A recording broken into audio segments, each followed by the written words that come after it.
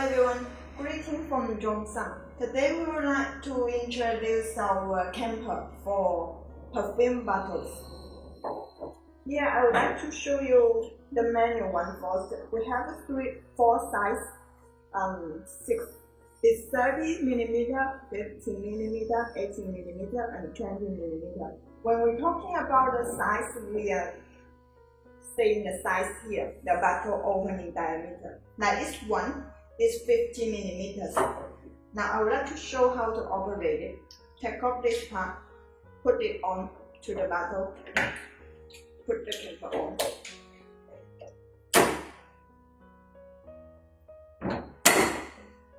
See, it's very nice.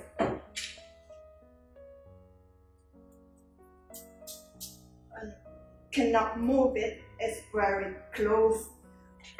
When you put the camper on, make sure when you press it, these two handles are in the same line. They need to be parallel so that the finish will be nicely. If it's not, then you need to adjust this side, adjust here, the cupping head by rotating it.